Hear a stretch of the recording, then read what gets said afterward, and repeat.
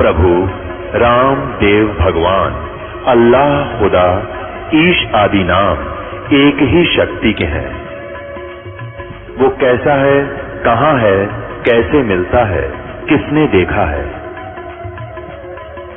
ये प्रश्नवाचक चिन्ह पूर्ण रूप से हटाने के लिए अवश्य सुनिए जगत गुरु तत्वदर्शी संत रामपाल जी महाराज के अमृत वचन सर्व पवित्र धर्मों के पवित्र शास्त्रों के आधार पर।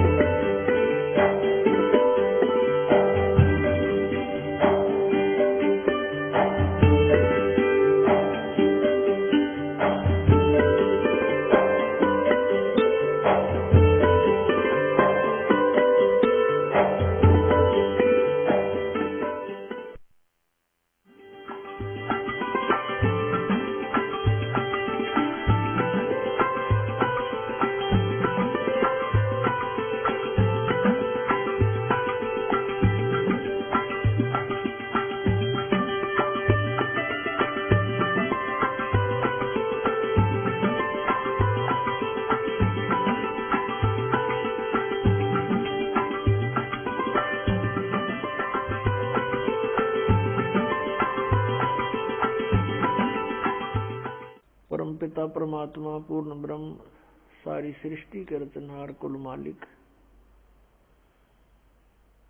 कबीर परमेश्वर जी की असीम कृपा से आज आप सत्संग सुनने के लिए उपस्थित हुए। पुण्यात्माओं, परमेश्वर ने स्वयं ही आकर के हमें ज्ञान बताया है और उस ज्ञान के बिना सब जो हमने सुना था वो पूरा ज्ञान था।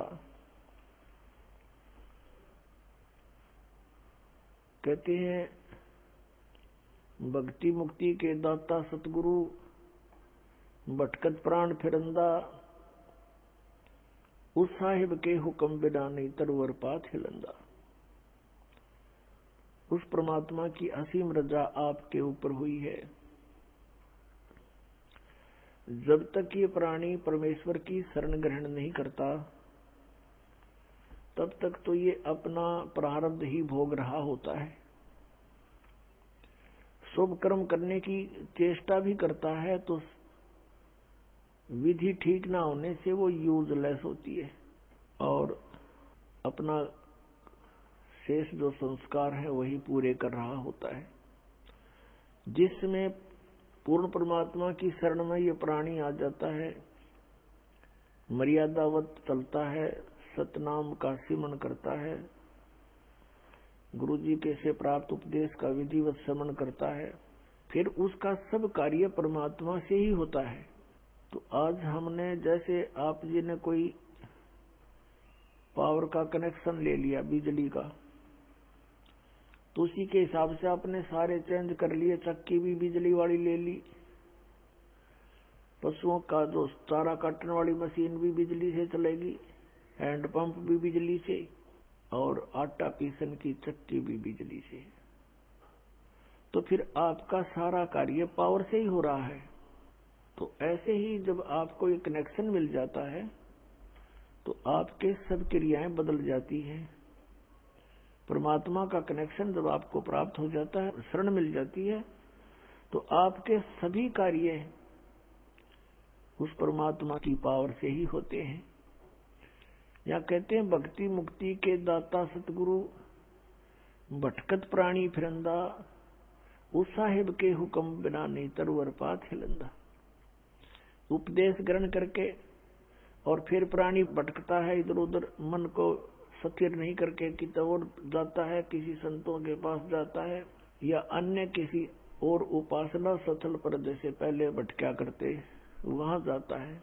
उसके लिए कहते हैं कि भक्ति और मुक्ति के सतगुरु ही दाता है, अन्य कोई नहीं है।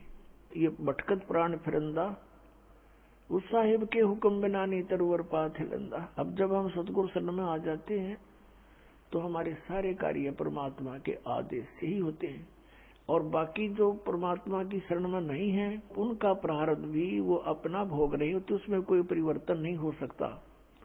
उस मालिक के हुक्म बिना उसमें भी कोई परिवर्तन नहीं हो सकता। तरवरपात यानी वृक्ष का पत्ता भी नहीं हिल सकता।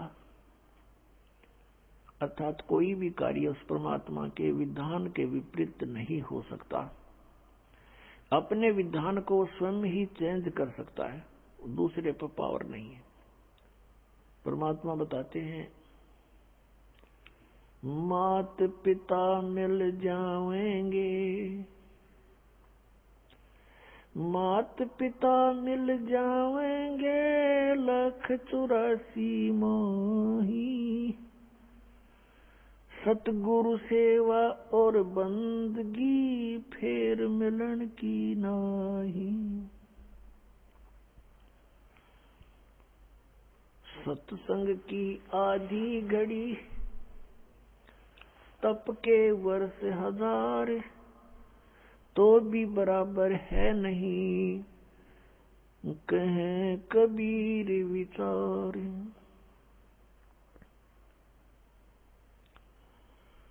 परमात्मा हमें याद दिलाते हैं कि तुम मनुष्य जीवन प्राप्त करके परमात्मा की प्राप्ति के लिए कोशिश करते हो।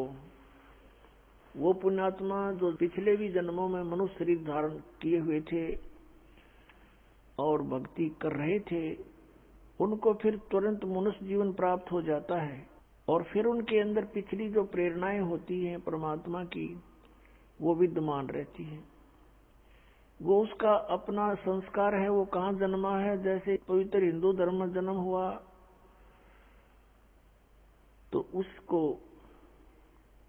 वो पिछले संस्कार इतना दबाव देते हैं कि वो अपनी साधनाएं किए बिना रह ही नहीं सकता, तो वो साधनाएं शुरू कर देता है। किसी का मुसलमान धर्म में जन्म होता है तो वो क्रियाएं शुरू कर देगा, और अन्य धर्मों में भी ऐसे ही जानो।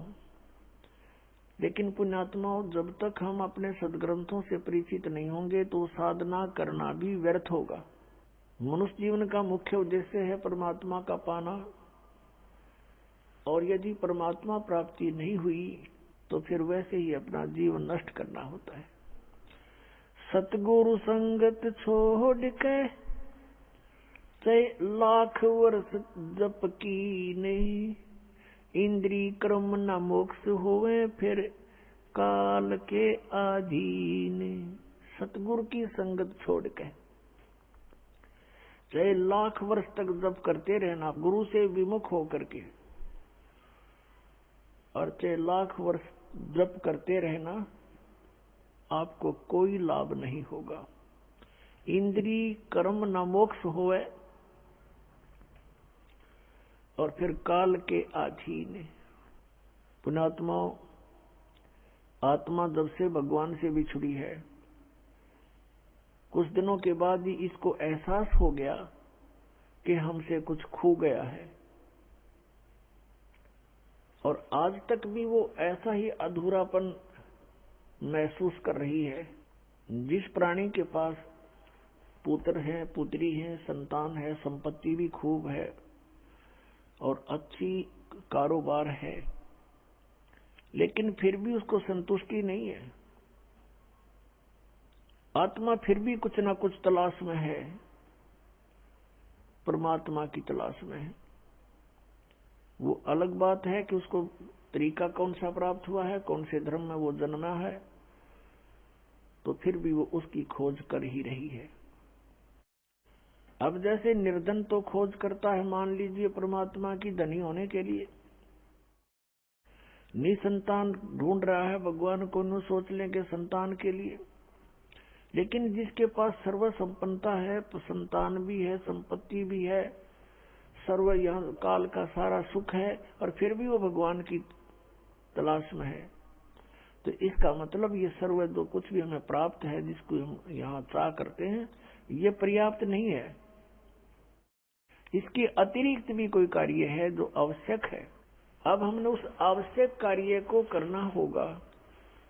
हम पहले अपना जो अनावश्यक कार्य है, केवल रोजगार के लिए, पेट के लिए, इसमें ज्यादा समय डिवोट कर रहे थे। अब हमने ये ज्ञान हो गया कि मनुष्य जीवन का मूल उद्देश्य परमात्मा प्राप्ति है, तो अब हम अत्यधिक समय अपने भगवान के पाने के लिए लगाएंगे, अब वही समय होगा, वही आपका कारोबार होगा, वही क्रिया होंगी। आपकी जो संसारिक जो क्रियाएं हैं, जैसे पेट के लिए गुजारा सभी करते हैं, कोई सर्विस करता है, कोई दुकान किए हुए है, कोई किसान का काम करता है, कोई सर्विस कर रहा है, कोई मजदूरी करता है। काम आपका यही रहेगा, लेकिन इसमें भगवान का समय अधिक लगाना पड़ेगा। हमने कैसे लगाना पड़ेगा? कई कहते हैं समय नहीं मिलता। समय आपके पास बहुत है, आपके पास बहुत समय है। उस समय को हम समझ नहीं सके और उसका दुरुपयोग करते रहे। अब जैसे आप बस में बैठकर सफर कर रहे हो, मंत्र प्राप्त है आपको, बैठ कर बस में और अपना सुमन शुरू कर दे, इधर उधर झांकिया में देखा नहीं, साथी ते बात गणी करे नहीं और अपना मंत्र करता रहे, तो वो 2 घंटे आपका समय सदुपयोग हो गया। आप जी किसी मजदूरी के लिए घर से चले हो, मजदूरी के स्थल तक पहुंचे तो वहां तक अपना सिमरण करे कई बार, और वहां जाकर भी मजदूर को या किसान को मानसिक कार्य नहीं होता, उसमें भी वो अपना भक्ति सिमरण कर सकता है। हमने देखा ये आली किसान हल्के पीछे पीछे कोई रागनी गा रहा है, कोई और बकवाद सोच रहा है मन में सारा दिन, तो उसका सदुपयोग कर सकते हैं हम और भक्ति भी कर सकते हैं। क्योंकि किसी भी सदग्रंथ को उठाकर आप देखिएगा या किसी भी महापुरुष का अनुभव आप पढ़िएगा, उन्होंने वही कार्य किया है जो संसार के आम व्यक्ति कार्य करते हैं और उन्हीं में परमात्मा को पाया है। उसी काम में सिमरण भी किया है, हठ योग नहीं किया किसी ने। जैसे कहते हैं 2.5 घंटे सुबह और 2.5 घंटे शाम अनिवार्य है ध्यान लगाना, मेडिटेशन करना, ये व्यर्थ की बातें हैं। पहली बात तो इनका ज्ञान गलत, ये ध्यान लगाओगे कहाँ, झूठा ज्ञान और ध्यान का लावे, ये वाद विदा चतुराई, वाद विवाद है इनका, चतुराई दिखा रहे हैं। और बात रही हठ योग की, किसी भी संत महापुरुष ने हठ योग नहीं किया और किसी भी सदग्रंथ में प्रमाण नहीं कि तू बैठ कर कति एक जगह बैठ कर भक्ति कर ले। श्रीमद् भगवद गीता अध्याय नंबर 3 के श्लोक नंबर 4, 5, 6 में स्पष्ट किया है कि अर्जुन, यदि तू काम छोड़कर हठ योग करने लग गया, अगर तू कर्म सन्यासी हो गया, कर्म सन्यासी का अर्थ है काम छोड़कर और एक जगह बैठ गया, चाहे जंगल में बैठा, चाहे कोई गुफा बना ले, या घर पर बैठ कर वो व्यर्थ प्रयत्न कर रहा है, तो फिर तेरा निर्वाह कैसे चलेगा?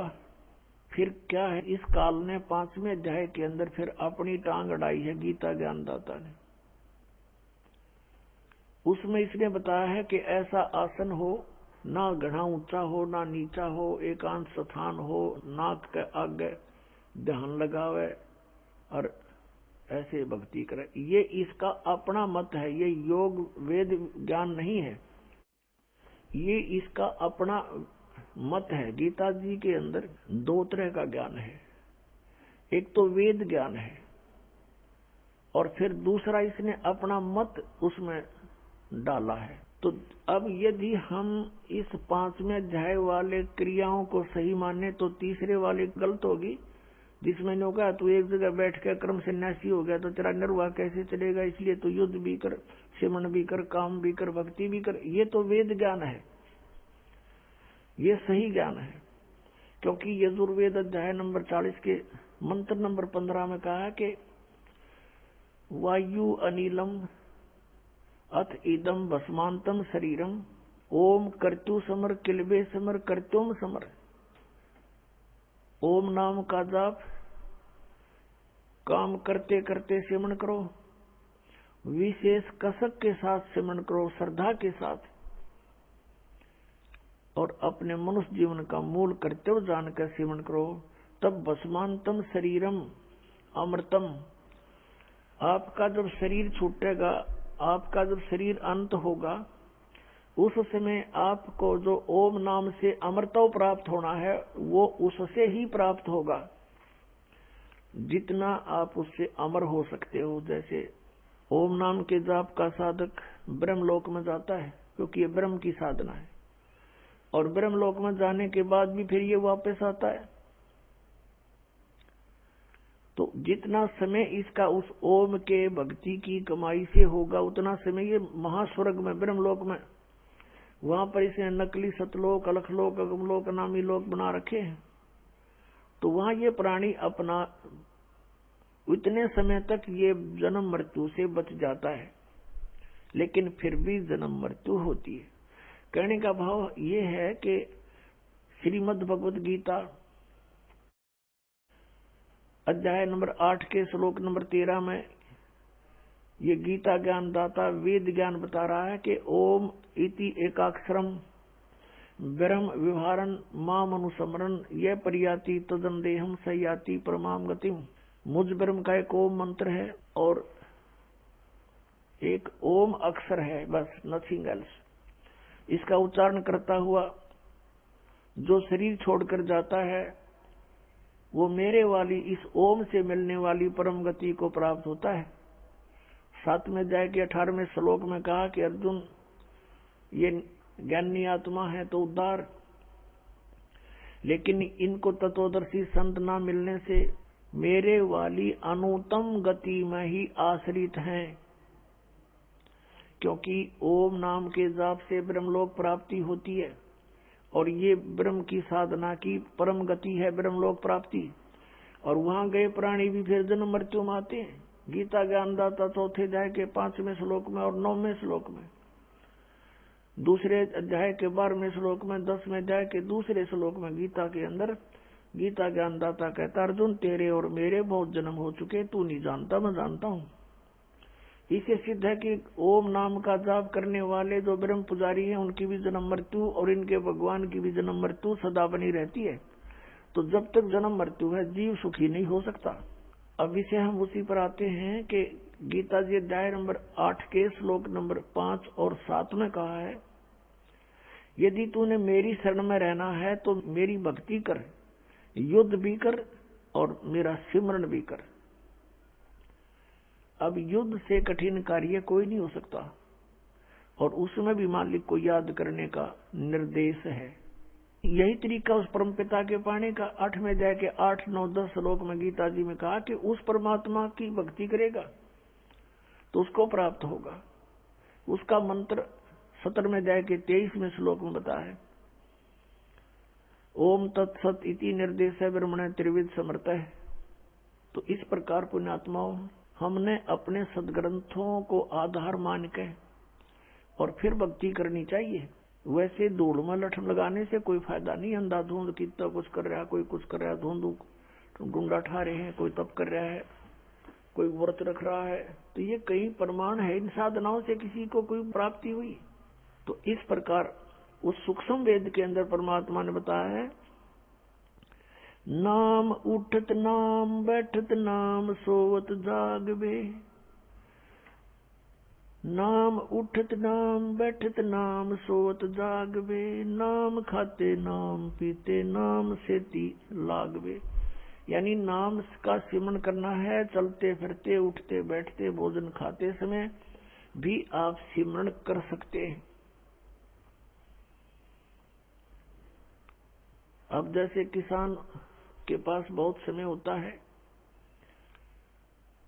खेतों में जा रहे हैं, घूम रहा है, अपना भक्ति करता जावे, पशुओं के लिए चारा लाता है तो सिमरन करता जावे आवे, यानी सिमरन में समय अधिक लगाना होगा। अन्य जैसे शॉपकीपर हैं, दुकानदार हैं, तो वो अपनी दुकान पर बैठे हैं,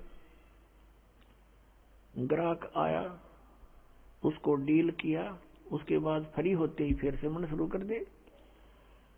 लेकिन मन की आदत है, काल ने ऐसा कुछ हमारे अंदर प्रेरणा कर रखी है कि भक्ति ना करके बाकी कुछ भी कर लो और कितने डले डोलो, कति मन हार नहीं मानता। एक समय किसी व्यक्ति को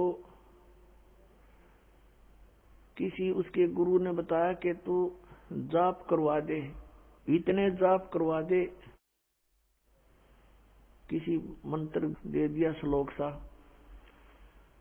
तो उसके लिए उसने कोई और ब्राह्मण तो मिले को नहीं। उस अपने गुरु से पूछा, जी ब्राह्मण नहीं मिल रहे हैं, मैं किसी और से करा सकता हूँ? कहा मैं किसी से करा दे, फिर इतने मंत्र करा दे तू।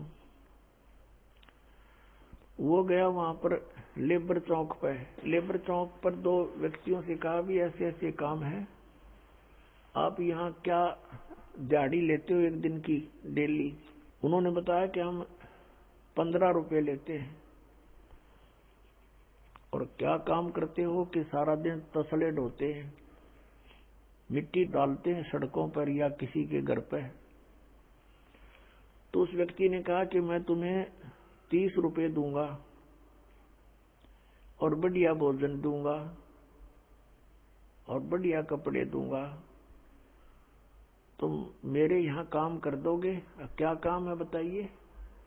कि वहां एक मंत्र का जाप करना है। वो दोनों बोले ठीक है हम कर देंगे। और भी दूसरे कहने लगे हम भी चल पड़ेंगे, हम भी चल पड़ेंगे। वो कहने लगा भाई 2 की आवश्यकता थी, ये 2 4 हो लिए। उन दोनों को ले आया, उनको कहा पहले तुम स्नान करो।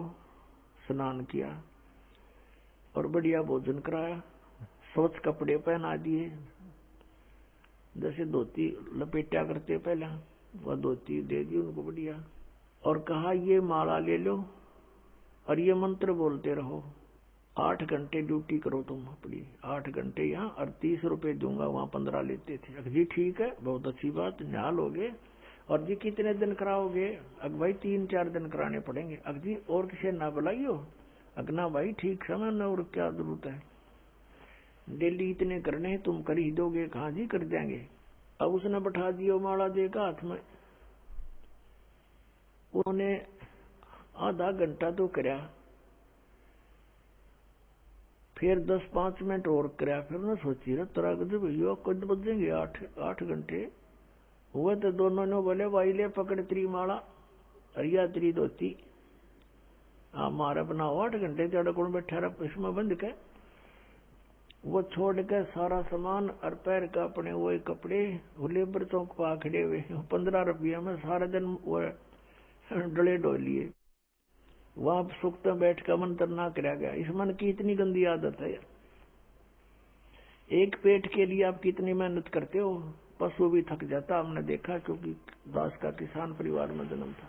सुबह से लेकर शाम तक हाल ही हाल जोतता है, उसका कोई घंटों का हिसाब नहीं। सुबह 6 बजे चला जाता, शाम ने 6 बजे छोड़ता बैलों को। और कई एक ऐसी व्यवस्था होती है, फिर चारा काट के सिर पे रख कर लाता था।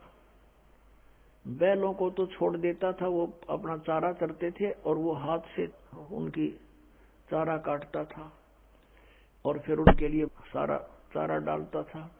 फिर लेन देन जो घर का उसको करता है, पशु से भी ज्यादा कार्य करता है एक पेट के लिए इंसान। और एक भगवान के लिए 10 मिनट नहीं निकालने देता ये मन, इतना दुश्मन है इस आत्मा का। तो पुण्यात्मा इसके जाल को समझना है अपने। और भक्ति भक्ति के हिसाब से होगी जैसे भगवान ने बता रखी, अपने मनमुखी नहीं करनी। अब जैसे कावड़ लेने जाते हैं, बड़ी श्रद्धालु आत्मा है, वहां से लेकर वहां तक पैदल जाते हैं। कई बार तो पैदल आते हैं और पैरों में छाले पड़ जाते हैं, पट्टी बांध बांध कर, और चलते ही रहते हैं। और उन नैनो कह दे तो ये एक मंत्र की माला फेर दे छोड़ के चलो, इतना लंबा मंत्र 108 मंत्र क्यों करोगे? शुरू में सटराई करने लग जाता है ये मन, इतना वो है ये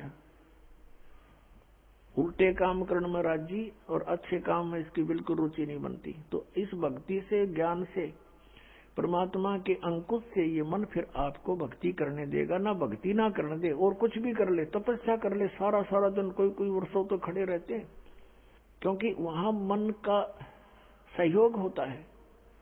और मन ये काल है, ये चाहता है कि परमात्मा की भक्ति ना करके यो प्राणी बाकी कुछ भी करता रहे, अपने पंजे नीचे है। यो पेट पलनियां चलते हैं, उन इस दामों पर जाते हैं, पेट के बल ऐसे आगे निशान लगा दिया, फिर वहां पहुंच गए, उठकर फिर निशान लगा दिया।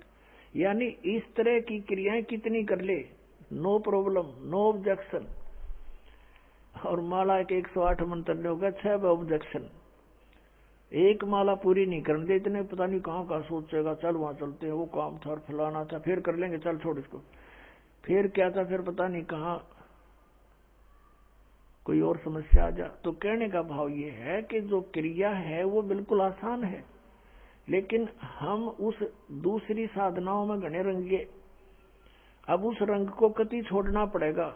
वो साधना आप जो पहले किसी तरीके से भी करते थे वो नहीं करनी है। अब जैसे आपको बताई जाती ऐसे ही करना। जैसे राधा स्वामी पंथ से आए बहुत से भक्त, वो कहते हैं जी हमारा तो अभ्यास बन गया, 2.5 घंटे सुबह बैठकर 2.5 घंटे शाम में, तो हम, और जब तक ना बैठा हमारा मन सा ना भरता, तो ये नहीं करना आपने। क्योंकि वैसे तो ठीक है, बैठे हो, समय मिल गया तो भक्ति करो, कोई दिक्कत नहीं है, मंत्र करो, बैठ के करो, लेकिन मेडिटेशन नहीं करना। ये जो ध्यान है ये हठ योग है, और ध्यान की विधि हम बताएंगे वैसे करना। अब जब आपको परमात्मा की चाह बनेगी, आपका ध्यान ऑटोमेटिकली मेडिटेशन होगा। कैसे होगा? परमात्मा कहते चिंता तो सत्य नाम की, और न चिंता दासी, जय कोई चिंता नाम बिना, वाहे काल की फांसी। जैसे कहते हैं ना, अब किसी को टेंशन हो जाती है और उस टेंशन में उसका मन की सुई रुक रुक के वहीं जाती है, थोड़ी सी देरी दूर जाती है, तुरंत फिर वहीं पहुंच जाती है। तो कहते हैं या टेंशन तुझे हुई है, ऐसी टेंशन भगवान के नाम की बना। अब जिसको कभी टेंशन हुई हो, जिसको कोई चिंता का विषय गहन बना हो, उसको खूब पता है कि वो किसी से बातें भी कर लेता है 2 मिनट 10 मिनट, उसके तुरंत बाद उसकी सुई उसी टेंशन पर पहुंच जाती है मन। तो इस प्रकार हमने वो ध्यान हमारा है इस परमात्मा के नाम से जोड़ कर रखना या टेंशन बनानी है।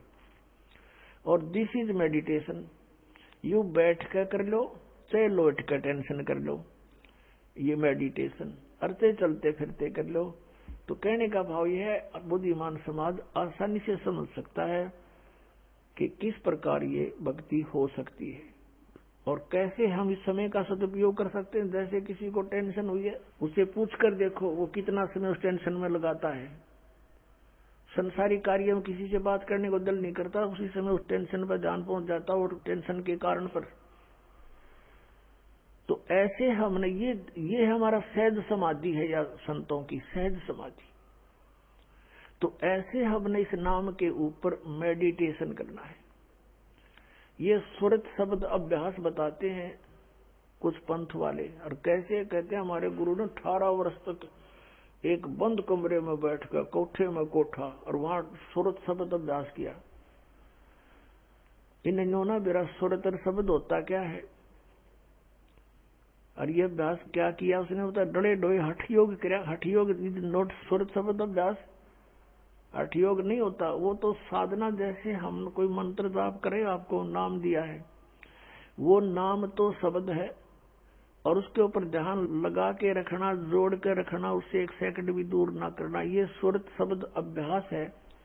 यानी उसके नाम के ऊपर सुरती को जोड़े रखना। अगर परमात्मा कहते हैं कबीर जी, जिव्या तो मुख में फिरे और माला फिरे कर्मा ही, मनुआ तो 34 फिरे ये तो सिमरण नाही।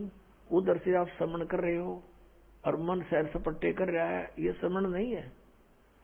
आप क्या बोल रहे हो, किस मंत्र का उच्चारण कर रहे हो, चाहे मन कर रहे हो, चाहे श्वास से कर रहे हो, श्वास से भी जो जाप कर रहे हो उसके ऊपर आपका ये सुरत है। तुम बोल कौन सा मंत्र कर रहे हो, कौन सा छोड़ रहे हो, कौन सा ले रहे हो। और इसको अभ्यास करना, इसकी प्रैक्टिस करना, नॉन एज सुरत शब्द प्रैक्टिस, सुरत शब्द अभ्यास।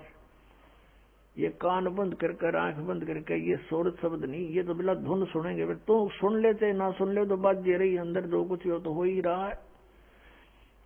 अब ये पिछले संस्कारों से आपके अंदर धुन आधी बज रही है, और वही परमात्मा की ट्राई कर रहे हैं पुण्यात्माएं। जो पिछले संस्कारी बाकी तो बात भी ना करते, घुटी लाओ मौज कर अपना जैसा भी उनको धंधा करते रहते हैं। तो आपके अंदर पहले से ही विद्यमान है वो, जो कुछ भी आपको ये अनजान गुरु सुनवाया करते थे, धुन सुन ले धुन सुन ले। अब जैसे आपके बैंक में, अकाउंट में, आपके खाते में, आपकी कॉपी में और 1 लाख रुपया जमा हो गया, उस 1 लाख रुपए को आप चाहे डेली देख लो उस पुस्तक बैंक की कॉपी में, रोज देख लो, चाहे सारा दिन देखते रहो, वो तो 1 लाख जमा ही है आपके। और आगे कोई आप व्यवसाय नहीं करोगे, नौकरी मजदूरी नहीं करोगे, तो वो 1 लाख में तो घटेंगे, बढ़े को नहीं। तो दिस इज मेडिटेशन। इस मेडिटेशन में आप सुनना चाहते हो, कुछ देखना चाहते हो, जैसे सतयुग त्रेता द्वापर में परमात्मा ने काल को इसलिए छूट दे दी थी कि उन दिनों में घने पुण्यकर्मी प्राणियों का जन्म होता है उस युगों में, और वो पिछले पुण्यकर्मी संस्कारी साधक होते हैं। प्रत्येक, चाहे कोई गरीब है चाहे अमीर है, चाहे कोई किसी वर्ण में जन्मा होता है, वो सभी भक्ति किया करते हैं वो उन युगों में। और उनका ध्यान लगता है, मेडिटेशन लग जाता है 1 सेकंड में। और व्हाट इज मेडिटेशन? मेडिटेशन है क्या उनका? जैसे हमारे शरीर में कमल बने हुए हैं, हमारी रीढ़ की हड्डी जो बैकबोन है, इसके अंदर की साइड में कमल बने हुए हैं, यानी कमल चक्कर बने हुए हैं। जैसे एक टेलीविजन के अंदर चैनल होते हैं, और जो भी चैनल ऑन कर दिया जाता है तो उस चैनल में जो कार्यक्रम दिखाई देता वो कहीं और स्थान पर विद्यमान है, और वहां से रिले होकर के वो सिर्फ दिखा रहा है कि ये चैनल में वहां ये कार्य हो रहा है। तो ऐसे ही हमारे शरीर के अंदर चैनल है, मूल कमल, फिर उससे 2 उंगल ऊपर स्वाद चक्र, फिर नाभि चक्र जिसको नाभि कमल भी कहते हैं, और फिर हृदय चक्र, हृदय कमल, और फिर कंठ का चक्कर, कंठ कमल, और फिर त्रिकुटी का कमल, और फिर सहस्रार कमल। तो इस प्रकार हमारे शरीरों में चैनल बने हुए हैं, कमल है। और जो साधक होते हैं पुण्यकर्मी प्राणी, वही परमात्मा की खोज में कोई प्रयत्न करते हैं। तो पहले युगों में प्रत्येक व्यक्ति की समाधि लग जाती थी, मेडिटेशन हो जाता था, जो ट्राई करना चाहता था। तो फिर वो ये सोच ले, उसको फिर अंदर क्या होता है, उसका कोई कमल पिछले पुण्यों से, पिछले संस्कार से खुल जाता है अभ्यास से। तो वो उस चैनल में क्या होता है कि जैसे फिल्म शुरू हो जाती है, फिल्म एक मूवी शुरू हो जाएगी, उस चैनल पर जहां से प्रोग्राम आ रहा है वो सारा दिखाई देना शुरू हो जाता है। कोई नाच रहा है, कोई गा रहा है, कहीं राजा की सवारी आ रही है, जैसे फिल्म चलती है, कहीं झरने बह रहे हैं, कहीं फलदार वृक्ष नजर आ रहे हैं, कहीं फूलों की बहुत लंबे चौड़े बाड़ी है, बगीची है। तो वो सारा कुछ देखता रहता, कहीं गाने हो रहे हैं, कहीं अप्सराएं नाच रही हैं। तो मेडिटेशन करने वाले जो साधक होते थे, तो यो मन वैसे ना टेकने दे उनको, 10 मिनट भी ना बैठने दे। ये तो कई कई घंटे बैठे रहा करते, कई वर्षों तक बैठ जाते थे। अब अंदर यू बाहर की वस्तुओं से इस मन को अधिक अट्रैक्टिव चीजें अंदर दिखाई देनी शुरू कर देती है, इसलिए ये फिर वहां धक्के खाता रहता, उस देखता रहता उस चैनल पर मूवी को, ना ये सिमरण करता, सिर्फ बैठ के हठ योग हो गया, इस तप बन गया। तप से राज प्राप्ति होती है, तप से राज मदमानम, और जन्म तीसरे फिर शुक्र सवानम। 2.5 घंटे सुबह बैठकर ये के ढूंढेंगे भगवान को, ये सिर्फ मूर्ख बनाने वाली बातें हैं। नीम हकीमों का ये तरीका है। तो ऐसे ये ऋषि लोग सतयुग त्रेता द्वापर में ऐसे साधना किया करते, सभी करते थे। जैसे आपने महाभारत पढ़ा हो तो युद्ध के बाद श्री कृष्ण भी अपना ध्यान करता है, सिमरण करता है, अर्जुन भी बैठ जाता है, ध्यान करते हैं, सिमरण करते हैं। लेकिन सिमरण उस टाइम तो उनका युद्ध का वो था, कल क्या करना है, बेशक वो बैठ जाते थे, लेकिन वो जो समस्या थी उनकी, उन्हीं पर उनके विचार विमर्श आंतरिक होते थे। भाव ये है कहने का कि उनके पिछले इतिहास से हमें पता लगता है कि प्रत्येक प्राणी भक्ति करने की चेष्टा करता ही रहा है, और उस समय उनकी समाधियां भी लग जाती थी, जिस कारण से वो अपने क्रिया को अंतिम और सही मानते रहे। गीता जी अध्याय नंबर 4 के श्लोक नंबर 25 से लेकर 30 तक स्पष्ट किया है कि अर्जुन कोई देवताओं की पूजा करता है, कोई मेडिटेशन करता है, ध्यान लगाता है, कोई स्वाध्याय करता है और कोई तीक्ष्ण अहिंसावादी व्रत रखता है और कोई प्राणायाम करता है, कोई केवल योग आसन ही करता है और सभी अपनी अपनी साधनाओं को पाप नाशक जानते हैं। फिर गीता जी अध्याय नंबर 4 के श्लोक 32 में कहा कि अर्जुन ऐसी धार्मिक अनुष्ठानों की जानकारी विस्तार के साथ सच्चिदानंद घन ब्रह्म की वाणी में ब्रह्मणे मुखे उसमें कही गई है सही विस्तार के साथ। परमेश्वर ने स्वयं आकर अपने मुख कमल से बोली है, वो साधना है सही और वो है तत्व ज्ञान। चौथे अध्याय के 34वें श्लोक में कहा कि फिर उस तत्व ज्ञान को तू तत्वदर्शी संतों के पास जाकर समझ, उनको दंडवत प्रणाम करने से, कपट छोड़ करके उनसे प्रार्थना करने से वो तत्वदर्शी संत तुझे परमात्म तत्व का ज्ञान कराएंगे, उनसे पूछो। तो इससे एक तो ये सिद्ध हो गया कि Gita is not complete knowledge. Shrimad Bhagavad Gita में कंप्लीट स्पिरिचुअल नॉलेज नहीं है, इनकम्प्लीट है, लेकिन गलत नहीं कह सकते। हाँ, गलत वो है जैसे इस काल ने कुछ युद्ध कराने के लिए अर्जुन से अटकलबाजी की है। अभी आपको बता के 5वें अध्याय में वो कहता है कि ऐसे आसन लगा ले, ऐसे बैठ जा, नाक के आगे ध्यान लगा। ये इसका अपना मत है, स्वयं कहता है ये मेरा मत है और बाकी वेद ज्ञान है। अब जैसे इसने युद्ध कराने के लिए अर्जुन से कहा दूसरे अध्याय के 37 और 38 श्लोक में कि अर्जुन लाभ हानि को छोड़कर और किसी जय पराजय की भी चिंता ना करके तो युद्ध कर ले। अब पहली तो बात समझ की है कि बिना बगैर लाभ हानि के कौन सिर फुड़वावे, और फिर तुरंत कहता है कि यदि तू युद्ध में जीत गया तो पूरी पृथ्वी का शासन प्राप्त होगा, राज भोगेगा, और यदि तू युद्ध में मारा गया तो स्वर्ग में जाएगा, तेरे दोनों हाथों में लड्डू में, युद्ध कर ले। बता, इसका कोई थ्योरी है? पहले में तो कह रहा है कि लाभ और हानि छोड़कर युद्ध कर ले, हार जीत की भी चिंता ना करे, और तुरंत लाभ हानि बता रहा है कि यदि मारा गया तो स्वर्ग में जाएगा और जीत गया तो पृथ्वी का शासन भोगेगा। बता, आप पे लाभ हानि बता रहा है, फिर का लाभ हानि मत सोचे। तो ये इसकी अटकलबाजी जो इस तरह की बकवाद इस काल ने युद्ध कराने के लिए की है कि किसी तरह यू नाश हो, वो करवा दिया इसने। फिर सतगुरु संगत छोड़ के लाख वर्ष जप की नहीं, इंद्री कर्म ना मोक्ष हुए फिर काल के अधीन। एक लड़की थी राबिया नाम की, मुसलमान धर्म में जन्म था और बहुत अच्छी पुण्यकर्मी प्राणी थे, पिछले संस्कार अच्छे थे।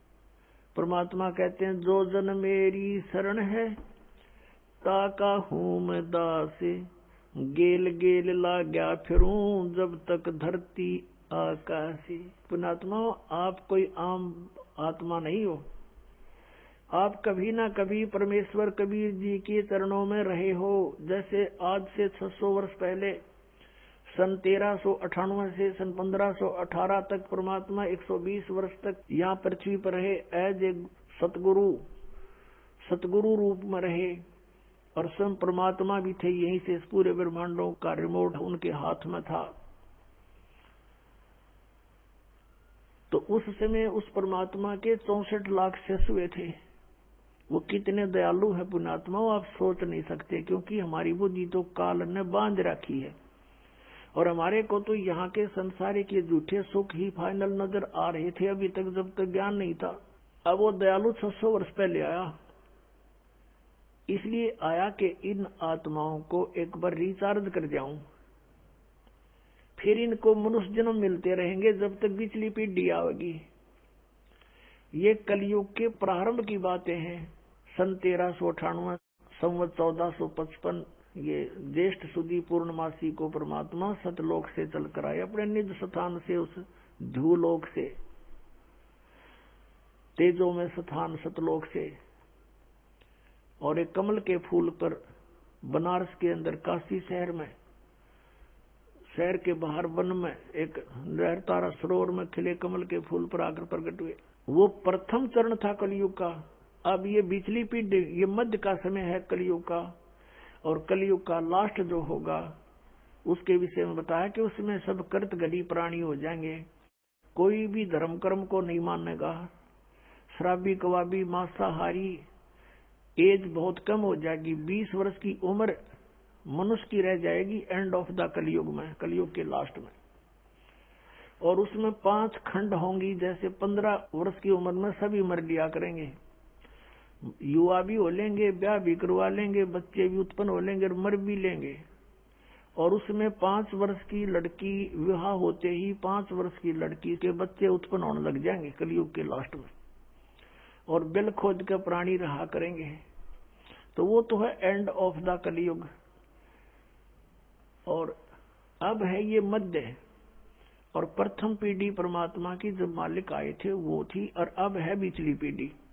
तो इस बिचली पीढ़ी तक आपको लाने के लिए कि ये मनुष्य इनमें आस्था भगवान की बनी रहे, चाहे ये कोई पत्थर पूजे हैं, चाहे ये किसी कृष्ण जी ने पूजे हैं, चाहे ये कोई और अपना बाबा श्याम जी के धोख में प्रसन्न है, लेकिन वो थे पूर्व के संस्कार। और हम सोच रहे थे कि इन देवताओं की पूजा से हमें सुख हो रहा है, क्योंकि हमें ज्ञान नहीं था।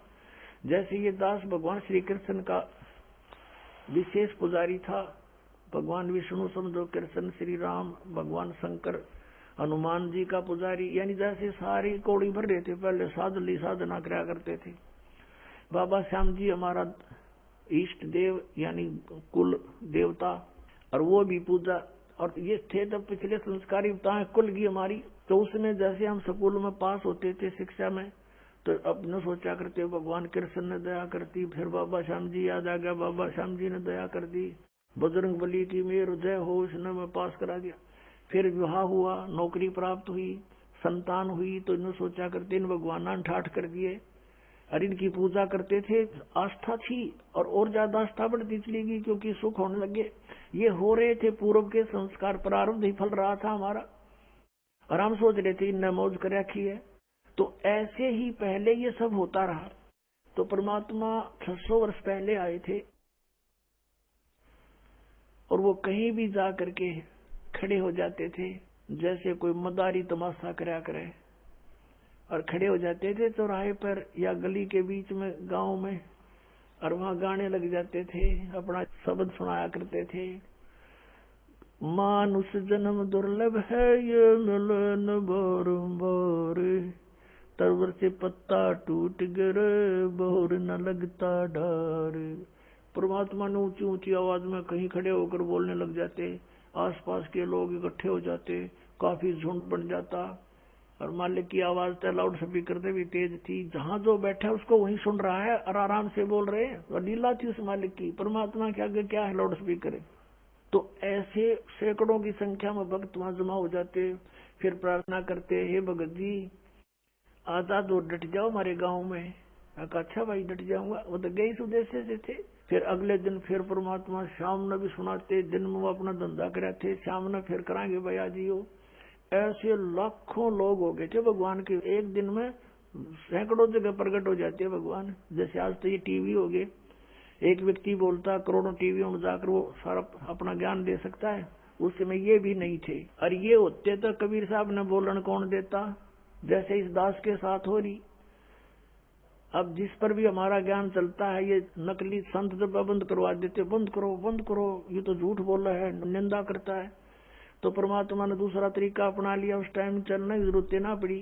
तो ऐसे, और फिर उनको सुख हुआ, नाम लेते ही केवल प्रथम मंत्र देते थे भगवान उस समय, और बीच के ओनली ये 5 नाम जो आपको प्रथम मंत्र में दिए जाते, ये थे वो 5 नाम जो राधा स्वामी वाले गाटा जोड़ रहे हैं। 5 नाम, वो 5 भी नाम वो भी कोई न काल के 5 होते हैं। और इनसे लाभ होगा आपको यहाँ का भी, और यहाँ से हम चलेंगे, जैसे हमारे शरीर में चैनल बने हुए हैं, इनमें ये प्रधान बैठे हैं, इनके मालिक हैं ये, इनका अकाउंट क्लियर करके हम आगे जा सकते हैं त्रिकुटी पर। तो उस समय हमें ज्ञान आधार नहीं रहा, सुख गणे दिए परमात्मा ने, क्योंकि ये सुख सागर है। पर वो इसकी शरण में आते ही किसी को प्रेतवादा थी, कोई देव रुष्ट था, या कोई शारीरिक कष्ट था, कोई सांसारिक बाधाएं थी, कोई कर्म ठीक नहीं हो रहे थे कार्य, वो सब ठीक होते चले गए। और ऐसे करिश्मे करे परमात्मा ने। उनके घरों में गरीब व्यक्ति थे और शाम ने 10 रुपये धरके सोते, तड़के सो पाते उनके घर पे, और वो आकर बताते तो गुरु जी की कृपा से ऐसी रजा होगी। कोई नो कहना तुम रख के भूल गए हो गया, पे थारे भूल लाग रही है, नो कदे हो आकर। तो वो जिसके बीता वो जाने, कड़ा धरका भूलना समय था उस समय। तो अब भी ऐसी लीलाएं हो रही है। एक भक्त बता रहा था जी, मैं 1-1.5 वर्ष से कोशिश कर रहा था पुस्तक पढ़ के कि चालू नाम लूं, पर पैसे का अभाव था। तो वो कह रहा था कि ऐसे करते करते मैं घना दुखी हो गया, भगवान परमात्मा का इतना अमृत ज्ञान और मैं पहुंच नहीं पा रहा, रोने लग गया। एक दिन कहता 100-200 रुपये बैंक में पड़े थे, वो निकलवाने गया था, 6,000 रुपये बैंक में पाए, 6,000 रुपये मेरे अकाउंट में जमा हुए पाए। लेकर छक्कर हो ये परमात्मा, या दया भी बख्श दी। अगले दिन ट्रेन पकड़ दी, बहुत दूर रहने वाला था बच्चा। तो ऐसी ऐसी लीलातियां लाखों करेगा परमात्मा आपके लिए, लेकिन आप किसी और को बताओगे उनका झूठ बोल रहे हैं, क्योंकि उनके साथ कभी ऐसा हुआ नहीं। हुआ क्यों नहीं? क्योंकि उनको पावर का कनेक्शन मिला नहीं। जो मैनुअली जो कार्य होता है, पावर का काम उससे अलग होता है। तो यहाँ पावर का कार्य है, परमात्मा का कार्य है, ये जनसाधारण नहीं मान सकता इन बातों को। तो इस प्रकार परमात्मा ने वो 64 लाख शिष्य हो गए, सबको ये मंत्र दे दिया। फिर हम, क्योंकि ज्ञान हमें था नहीं, कोई भी बहकाले था, हिंदू और मुसलमान दोनों को उपदेश दिया करते भगवान, और कहा करते भाई हिंदू मुस्लिम दो नहीं भाई, दो कहे सो नरक में जाई, एक पिता की संतान हो तुम, ये काल ने तुम्हारे को यहाँ आपस में दुश्मन बना दिया, बिन बिन बना के। बुद्धिमान लोग थे, मानते भी थे, लेकिन भक्ति करने से जो उनको सुख हुआ नाम से, तो भले ही वो किसी मजहब में रह रहे थे, लेकिन भक्ति मालिक वाली करते रहे अंदर से। लेकिन कुछ समय के बाद क्या होता है इस प्राणी के साथ कि इसको सुख गणा हो जाता है, क्योंकि मालिक सुखदायी है, ये दयालु परमात्मा है। इसकी जरा सी मेहर से इतना सुख हो जाता है, जीव बौंदल जाता है, विचलित हो जाता है। फिर कुछ दिनों के बाद क्या हुआ, धीरे धीरे परमात्मा से दूर हो गए। कोई कहे जे नहीं भाई भगवान तो भगवान है, ये कबीर भगवान नहीं है, ये अल्लाह नहीं है, ये तो झूठ बोलता है। ठीक है तुम्हें सुख हो गया होगा, छोटा मोटा कोई सिद्ध पिद्ध होगा ही वैसे। तो इस तरह उन्होंने, हमें ज्ञान ना होने से अपने मजहब के लोगों ने परमात्मा से हमें पुनः दूर कर दिया, लेकिन उस मालिक का उद्देश्य था वो पूरा हुआ। हम परमात्मा को ना पहचान कर भटक रहे हैं। नहीं तो इतना आसान है मोक्ष, इससे आसान वस्तु है कोई नहीं, और इससे आसान कोई काम नहीं। जैसे रोटी खाना बनाती है बहनें, बेटियां, माताएं, और कितना जुगाड़ जोड़ती है, अब गिनती भी ना हो, इतने आइटम इकट्ठे करने पड़ते हैं।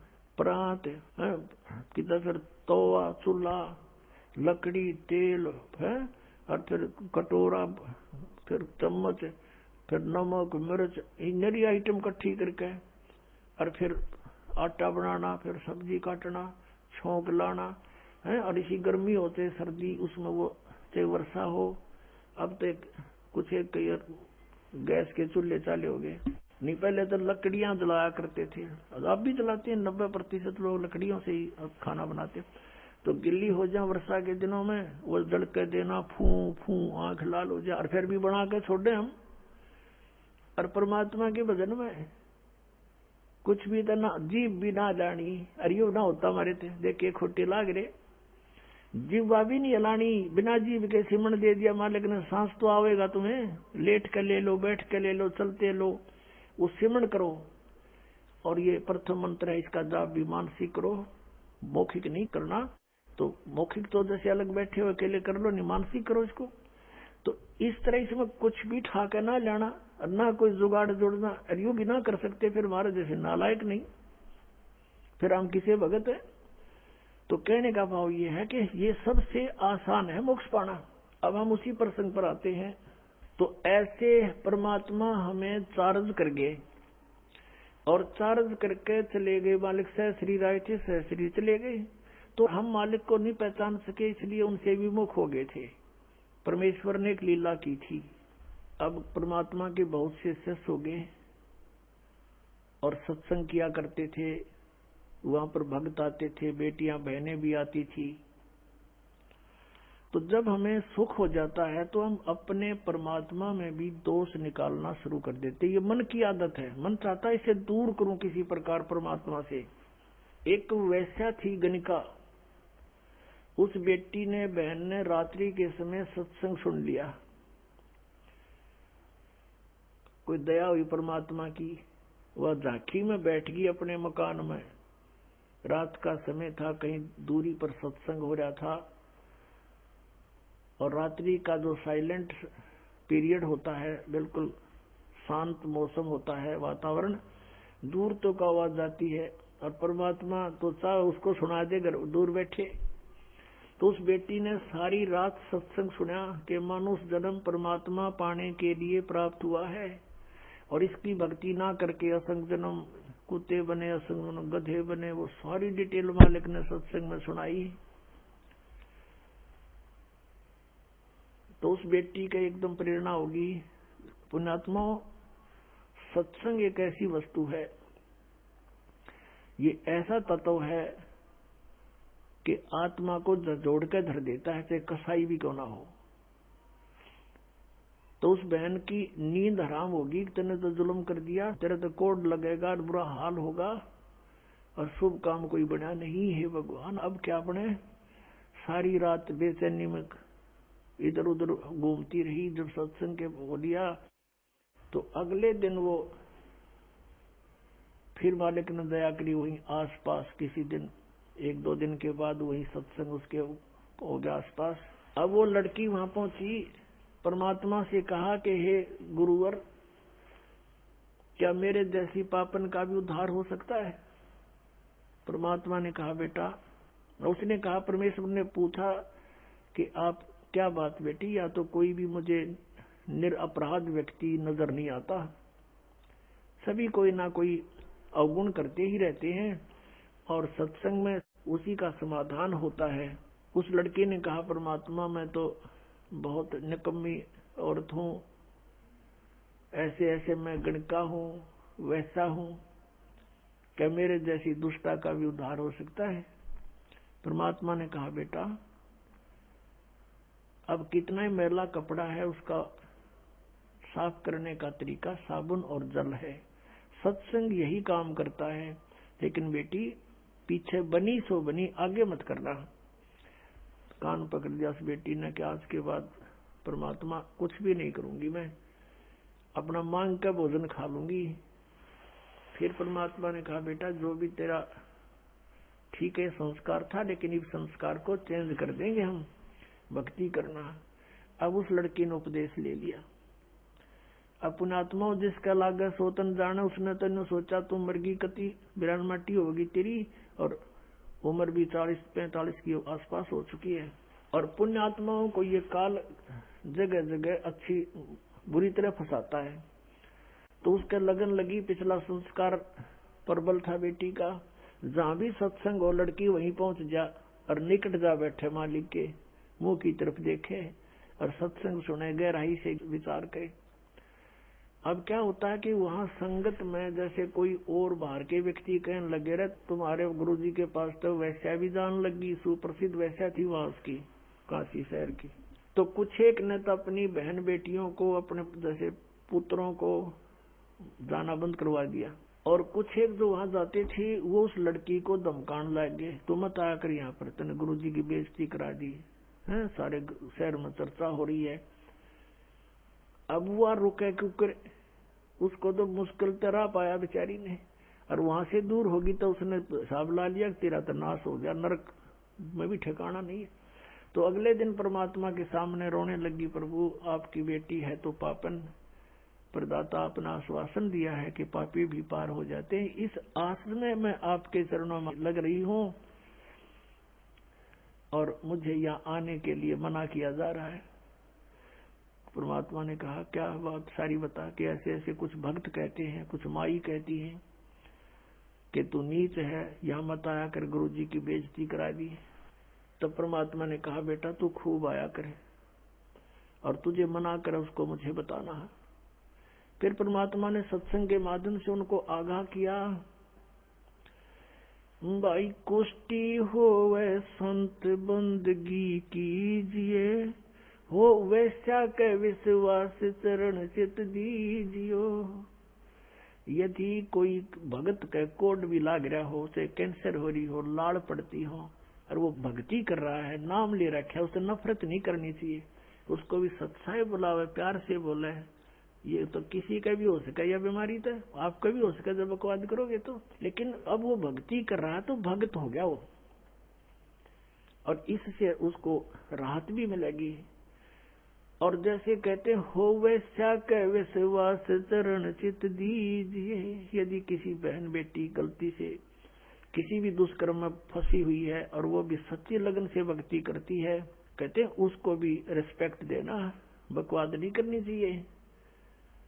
तो इस तरह के बहुत से प्रमाण दिए कि इंसान अपने अवगुणों को नहीं देखता, दूसरों में दोष निकालता है। और ये खास बात होती है कि चोर को चोर दिखाई देते हैं और दुष्कर्मी को सभी दुष्कर्मी दिखाई देते हैं। जैसे एक चोर आकर के एक नेक व्यक्ति के घर पर रुक गया, राह चलता अतिथि बनके। अब उस नेक व्यक्ति ने उसको एक नेक अतिथि जाना, क्योंकि वो स्वयं नेक था। उसने उसको चोर नहीं माना, खाना खिलाया, बढ़िया वस्त्र दिए, सर्दियों के दिन थे, अपने घर में चौक में सोया जहां आप सो रहा था। अब धनी तो सो गया ठाठ से, चोर उठा, उसका धन निकाल कर रात को चंपत हुआ। अब वो चोर तो चोर था, लेकिन उस नेक आदमी को चोर दिखाई नहीं दिया। फिर एक नेक व्यक्ति उस चोर के घर पर डट गया, राह चलता। अब उसने रोक लिया, रुक गया। अब वो नेक व्यक्ति तो सामने सो गया उसके घर पे, और वो सारी रात जागता रहा।